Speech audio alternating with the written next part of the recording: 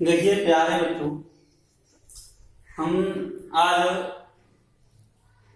गणित के अध्याय 4 में एक्सरसाइज ये कर चुके हैं और उसमें रैखिक समीकरण क्या होता है, दो चरों वाले एक चर वाले रैखिक समीकरण क्या है, दो चर वाले रैखिक समीकरण क्या है, इन्हें बता चुके हैं। ठीक है, अब आज हम बात करते हैं रैखिक समीकरण के हल की।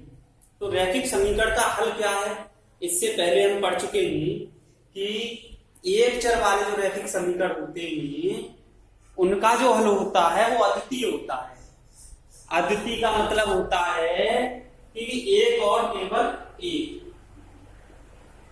अद्वितीय का मतलब होता है एक और केवल एक हल। ये तो अब दो चर, तो क्योंकि जैसे मान लो कोई समीकरण है हमारी एक चर वाली 2x + 3 = 5, इसके हल हमें ज्ञात करने हैं। तो x का हल का मतलब होता है इसमें चर होता है, उस चर का वो मान जो दिए गए समीकरण को संतुष्ट करता हो। यानी इसमें मान लगाएं तो बायां पक्ष और दायां पक्ष दोनों बराबर हो जाएं। तो इसका हल हम कैसे ज्ञात करते थे, इस 3 को इधर ट्रांसफर कर दें, 2x = 5 - 3, 2x = 2 आ गया और फिर 2 से भाग दे दें, x = 2/2, तो x = 1 आ गया। केवल x = 1 रखेंगे इस समीकरण में तो इस समीकरण के बाएं पक्ष और दाएं पक्ष दोनों बराबर हो जाएंगे।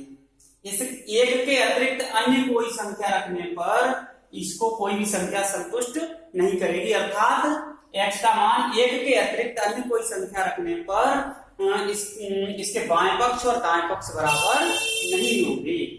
तो इसको इसलिए क्योंकि इसका एक ही हल है, हल का मतलब x का केवल एक ही मान आ सकता है, इसलिए एक चर के जो रैखिक समीकरण होते थे उनके जो हल हैं वो अद्वितीय होते हैं। अद्वितीय का मतलब होता है एक और केवल एक हल होता है, इसलिए जो एक चर के रैखिक समीकरण थे वो उनके हल कैसे थे, सभी के अद्वितीय। अब बात आती है कि दो चरों वाले रैखिक समीकरणों का हल। हम क्यों दो चरों वाले रैखिक समीकरण पढ़वाएं, तो अब दो चरों के रैखिक समीकरण के हल की बात करते हैं। मान लो कोई समीकरण है 2x + 3y = 12, ठीक है। अब ये कोई समीकरण है, मान लिया हमने इसका हल ज्ञात करना है हमें। अब प्रश्न में आ जाए इसका कोई एक हल ज्ञात कीजिए। तो देखिए मान लो हमने x = 1 और y = 2 रख दिया इस समीकरण में, इसका एक हल है। x = 1 y = 2 दिए गए समीकरण में रखने पर, दिए गए समीकरण में रखने पर, तो देखिए अब हम इसके बाएं पक्ष में रखेंगे तो क्या आया, यहाँ पर 2 × 1, x की जगह 1 लगाना है, + 3 × 2 = 12, 2 हो जाएगा, +6 = 12। अब 6 और 2 कितने हो गए, 8 = 12। जो संभव नहीं, ये क्या संभव है, यानी ये 8 = 12 हो सकता है, कभी नहीं हो सकता, क्योंकि 8 = 12। इसका मतलब क्या है कि अगर हम x = 1 y = 2 इस समीकरण में रख रहे हैं तो इस समीकरण के दाएं पक्ष और बाएं पक्ष बराबर नहीं हो रहे हैं, अतः इसका जो ये होगा एक हल नहीं होगा। जो x = 1 है और y = 2 इस समीकरण का हल नहीं होगा। तो देखिए ऐसे ही अब हल क्या होता है, हल वो x और y के वे मान होंगे जिनको समीकरण में रखने पर बाएं पक्ष और दाएं पक्ष दोनों बराबर हो जाएं। पुनः बात करते हैं अब देखिए पुनः बात कर रहे हैं पुनः समीकरण में x = 3 और y = 2 रखने पर, अब x = 3 रखेंगे तो 2 × 3 + 3 × 2 = 12, 2 × 3 का मतलब 6 और 3 × 2 का मतलब 6 = 12, 6 और 6 कितने हो गए, 12, 12 = 12। अब इसका मतलब क्या हुआ, ये 12 = 12 आ गई, यानी बायां पक्ष और दायां पक्ष दोनों कैसे हो गए, बराबर। तो जब ये दोनों बराबर हो गए इसका मतलब है कि ये जो x बराबर 3 और y बराबर 2 है, इस समीकरण का एक हल होगा। यानी x और y के वे मान जो दिए गए समीकरण को संतुष्ट करते हैं, यानी उसके मान रखने पर बायां पक्ष और दायां पक्ष बराबर हो जाते हैं, वो उस समीकरण का हल होता है। तो अब देखिए, जब ये बराबर हो गए तो अब इनको हम लिखते कैसे हैं? इन समीकरणों को इन समीकरण x और y के मान को एक क्रमित युग्म के रूप में लिख सकते। इसमें क्रमित युग्म के रूप में, और उस क्रमित युग्म में x का मान पहले लिखा जाता है और y का मान बाद में लिखा जाता है। तो 3,2 इस समीकरण का एक हल होगा, जिसको हम क्रमित युग्म के रूप में लिखते हैं। अब क्रमित युग्म शब्द ही क्यों यूज किया? इसका क्रम निर्धारित है। 3,2 का मतलब 3,2 ही होगा। 3,2 को 2,3 नहीं लिख सकते, ये गलत हो जाएगा। 3,2 है तो यहाँ पे x का मान 3 है, y का मान 2 है। यहाँ x का मान 2 हो गया, y का मान 3 हो गया, इसलिए ये बराबर नहीं होंगे। तो देखिए ऐसे ही है। अब ऐसे ही है, जब x बराबर 3 y बराबर 2, एक ही हल नहीं होगा इस समीकरण के, बहुत से अनेक हल होंगे, बहुत सी वास्तविक संख्याएं होंगी जो इस समीकरण को ऐसे ही संतुष्ट करेंगी। तो जो एक चर वाले रैखिक समीकरण थे उनके हल कैसे थे? अद्वितीय थे। लेकिन दो चरों वाले रैखिक समीकरणों के हल अद्वितीय नहीं होते हैं। अगर हम इसको x को y के पदों में त्याग कर लें, y इधर भेज दें या x को इधर भेज दें, तो हम x का जो भी मान लगाएंगे हमें y का मान प्राप्त होता चला जाएगा।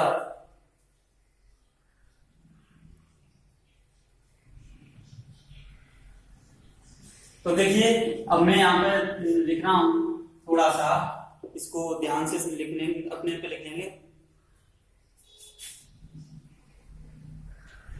अतः दो चरों, अभी मैंने समझाया था, उसके बाद ये समझे, दो चरों वाले किसी रैखिक समीकरण को, दो चरों वाले किसी रैखिक समीकरण को दोनों चरों के जो मान, दोनों चरों के जो मान संतुष्ट करते हैं, संतुष्ट करते हैं, चरों के उन मानों का, चरों के उन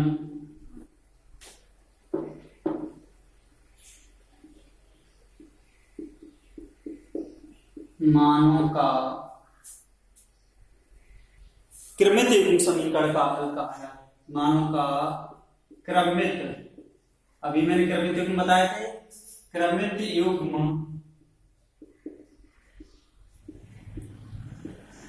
समीकरण का हल होता। तो दो चरों वाले किसी रैखिक समीकरण को दोनों चरों के जो मान संतुष्ट करते हैं, चरों के संतुष्ट करने का मतलब ऐसे मान, दोनों चरों के ऐसे मान, अभी मैंने बताया था, जो उस समीकरण में लगाने पर बाएं पक्ष और दाएं पक्ष बराबर हो जाए, वो हमारा क्या कहलाता है? क्रमित युग्म कहलाता है। उस क्रमित युग्म को समीकरण का हल होता है, ये हल कहलाता है। चरों के उन मानों का क्रमित युग्म समीकरण का हल होता है या हल कहलाता है। अब देखिए,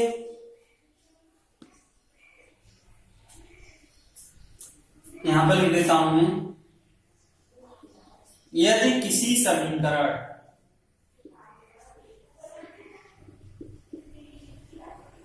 यदि किसी समीकरण का एक हल,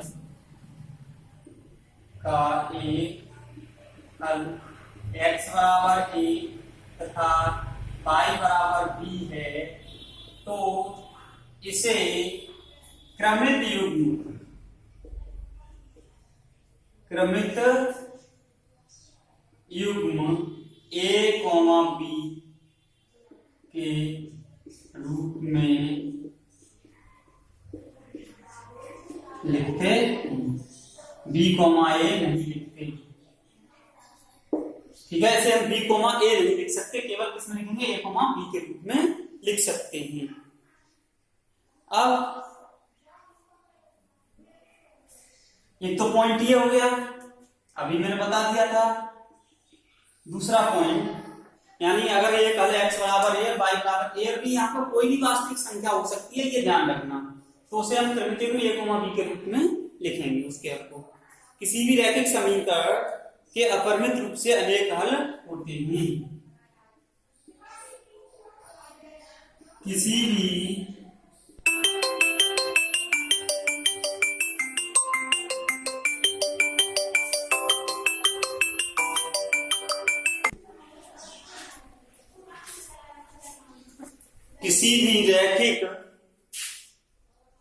रैखिक समीकरण, यहां पर मैं लिख दे रहा हूं दो चरों वाले, किसी भी रैखिक समीकरण यानी दो चरों वाले के अनेक रूप से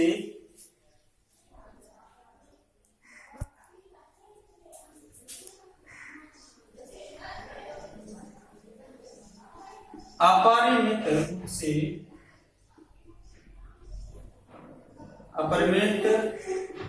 रूप से अनेक हल होते हैं।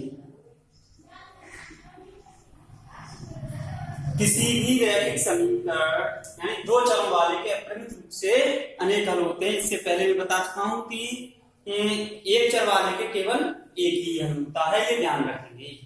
तो रैखिक समीकरण ये आगे तीसरा पॉइंट है, एक और पॉइंट देते हैं यहीं पे, फिर उसके बाद एक्सरसाइज पर हम पहुंचेंगे।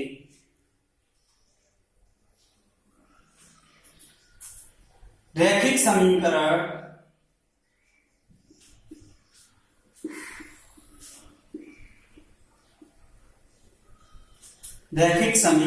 यानी दो चरों वाले,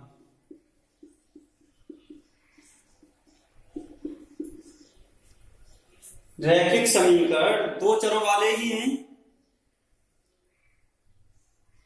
का एक हल प्राप्त करने की सरल विधि का एक हल प्राप्त करने की सरल विधि, एक हल प्राप्त करने की सरल विधि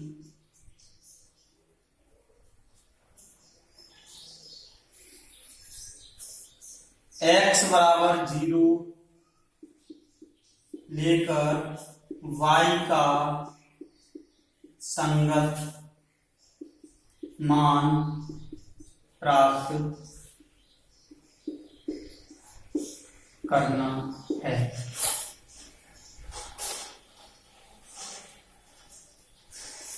इसी प्रकार y बराबर 0 लेकर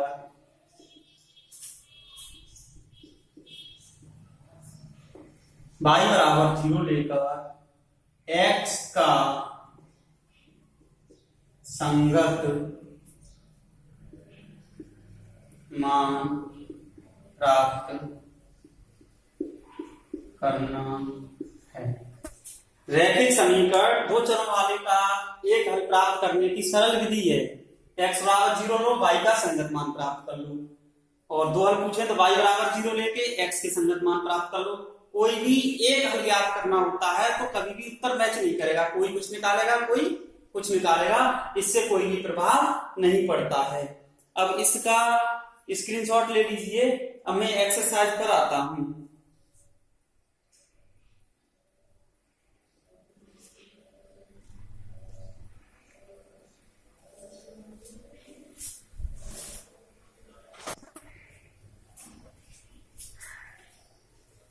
देखिए, ये अब प्रश्न है, प्रश्नावली है 4.2। इसी टॉपिक की है, दो चरों वाले रैखिक समीकरण की।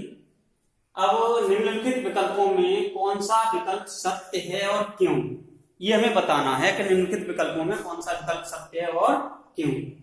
तो देखिए क्या है, y बराबर 3x + 5 का एक अद्वितीय हल है, केवल दो हल हैं, अपरिमित रूप से अनेक हल हैं। तो देखिए इसको मैं थोड़ा सा इसका हल बता रहा हूं तुम लोगों को। क्या है दिया गया समीकरण, क्या y बराबर 3x + 5, y बराबर 3x + 5।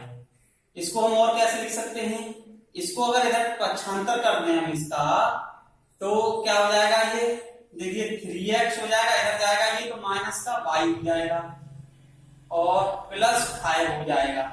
इधर से ये पक्षांतर होके चला गया तो इधर बचेगा 0 बचेगा। या हम इसको और कैसे लिख सकते हैं, या 3x - y + 5 बराबर 0, क्यों बराबर 0 है। अब ये हमारा ax + by + c बराबर 0 के रूप का आ गया। ये कैसा समीकरण है, दो चरों वाला रैखिक समीकरण है। x की भी घात 1 है, y की भी घात 1 है। तो हम इसको कैसे लिखेंगे, यह दो चरों में एक रैखिक समीकरण है। ये दो चरों में एक रैखिक समीकरण है। इससे पहले जो पॉइंट मैंने लिखाए थे उसमें एक चीज लिखाई थी तुम लोगों को कि दो चरों में जो रैखिक समीकरण होते हैं उनके अद्वितीय हल नहीं होते। अद्वितीय का मतलब होता है एक और केवल एक ही हल, यानी x और y के केवल एक ही जोड़ा होगा जो इसको संतुष्ट करेगा। केवल दो हल का मतलब दो मान होंगे x और y के, दो मान। अपरिमित रूप से अनेक हल का मतलब है कितने भी मान लेते जाएं हम, वो सभी मान इस समीकरण को, मतलब जो इसको सेटिस्फाई करते हो, वो इस प्रकार के अनेक मान होंगे। अनेक मीन्स अपरिमित मान होंगे जो इस समीकरण को सेटिस्फाई करेंगे। तो देखिए क्या है,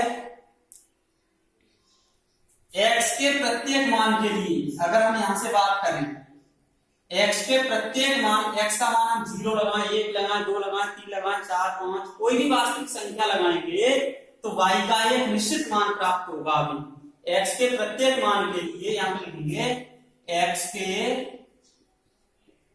प्रत्येक मान के लिए y का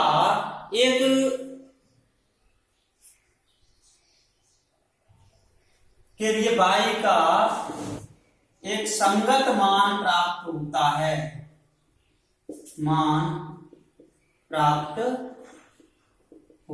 है, यानी x का जो भी मान लगाएंगे हम उसके लिए y का एक अलग से संगत मान प्राप्त हो रहा है। 0 लगाएंगे तो y बराबर 5 आएगा, 1 लगाएंगे तो y बराबर 8 आएगा, 2 लगाएंगे तो 11 आएगा, 1/2 लगाएंगे तो अलग आएगा, 3/4 लगाएंगे तो अलग आएगा। यानी y कोई भी वास्तविक संख्या हो सकती है, प्राप्त होता है। और इसका उल्टा भी, अतः इसके अपरिमित रूप से अनेक होंगे। अब इसी प्रकार से अगर हम यहाँ पे x के y के प्रत्येक मान के संगत x का अलग अलग मान प्राप्त होगा हमें।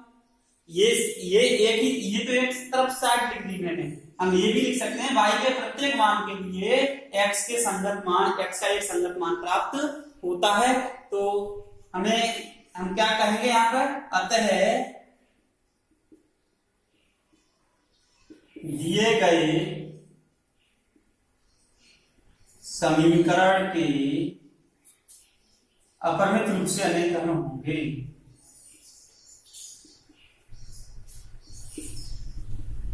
अपरिमित रूप से अनेक हल होंगे, अपरिमित रूप से अनेक हल होंगे। ये तो कौन सा विकल्प सही हुआ इसका, तीसरा वाला, ये विकल्प सही है हमारा। तो ये हो गया इसका हल। किसी भी दो चरों वाले रैखिक समीकरण के इनफाइनाइट हल होते हैं, अपरिमित रूप से अनेक हल होते हैं।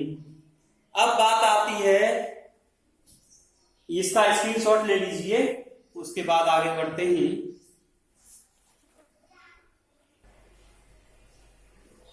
अब देखिए प्रश्न नंबर 2 क्या दिया है, निम्नलिखित समीकरणों में से प्रत्येक समीकरण के 4 हल ज्ञात करो।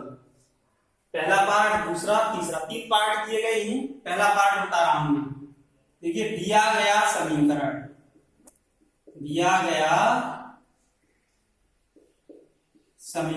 क्या दिया है, 2x + y = 7 ये दिया है। तो यहाँ पे हमें क्या करना होता है कि या तो हम x का मान y के पदों में ज्ञात कर लें या y का मान x के पदों में ज्ञात कर लें। अगर इन दोनों में किसी पे गुणांक 1 है तो उसका मान दूसरे के पदों में ज्ञात करेंगे। जैसे यहाँ पे इसका गुणांक 1 है तो y एक साइड पर रख देंगे, आसानी रहेगी। तो हम इसको क्या लिख सकते हैं, या इस 2x को उधर पक्षांतर कर दीजिए, y = 7 - 2x। और मैं तो कहूंगा कि प्रत्येक समीकरण जितने भी दिए गए हैं, ऐसे y बराबर यहां से मान निकाल लो, y बराबर यहां से मान निकाल लो, अलग अलग प्रत्येक का मान हम निकाल लें तो आसानी से रहेगी। अब इस समीकरण में अब क्या करना है, ये जो y = 7 - 2x हमें प्राप्त हुआ, तो उसके लिए अब क्या करेंगे, देखिए यदि अब अलग अलग हम क्या करें, x = 0, तो इस समीकरण में लगाते जाइए, y के संगत मान प्राप्त होंगे। तो y = 7 - 2 × 0, तो क्या आ जाएगा, यहां से y बराबर आ जाएगा 7 ही आएगा ना, 7 - 0 7 आ गया। यदि x = 1 तो y = 7 - 2 × 1, तो सो इट इंप्लाइज दैट क्या हो जाएगा, ये y बराबर हो जाएगा 7 - 2 × 1 का मतलब तो 7 में 2/5, y का मान 5 आ गया। तुझसे कितने गए हैं, हमसे पूछे गए 4। यदि x = 2 तो y = 7 - 2 × 2 बराबर 7 - कितना हो जाएगा, 4 बराबर 3। ये y का मान 3 आ गया। यदि x = 3 तो y = 7 - 2 × 3 7 - 6 बराबर 1। ये चीज ध्यान रखेंगे हम इसमें, x = 0 पर y = 7 प्राप्त होता है, x = 1 पर 5, 2 पर 3 प्राप्त हुआ, 3 पर 1 प्राप्त हुआ। तो हमें ऐसा नहीं है कि हमने इन्हीं मान के लिए हम यहाँ पर 5, 6, 7, 8 या 5, 7, 9, 11 जो मर्जी आए वो ले सकते हैं। इसके आंसर मैच नहीं करेंगे आंसर शीट से। तो हो सकता है एक आध दो सेम ले लिए हो तो मैच कर जाए, अन्यथा नहीं करेंगे। अर्थात इसके जो हल होंगे, अर्थात समीकरण के 4 हल। अभी मैंने बताया था कि x = a और y = b किसी समीकरण का हल है तो उसे a, b के कृमित युग्म के रूप में लिखते हैं। अब यहाँ पर x = 0 और y = कितना 7, तो a का मान तो 0 हो गया, y का मान कितना हो गया 7, तो किस रूप में लिखेंगे 0, 7। दूसरा क्या है, x = 1 पर y का मान कितना है 5, 1, 5। तीसरा क्या है, x = 2 पर y का मान कितना है 3, 2, 3। चौथा हल हो गया 3, 1। ये 4 हल हो गए, 0, 7, 1, 5, 2, 3, 3, 1। अब इसी प्रकार से हमें दूसरा तीसरा खंड हल करना है। यहाँ पाई का मान नहीं लगाएंगे, के साथ पाई के पदों में ही आने देंगे। जैसा भी आएगा पाई के पदों में ही आएगा, इसकी कोई हमें चिंता करने की जरूरत नहीं। एक बार x = 0 ऐसे ही ज्ञात कर लेंगे, फिर x = 0, 1, 2, 3 ऐसे लगा के हम इसके मान ज्ञात कर लेंगे। इसका स्क्रीनशॉट ले लीजिए।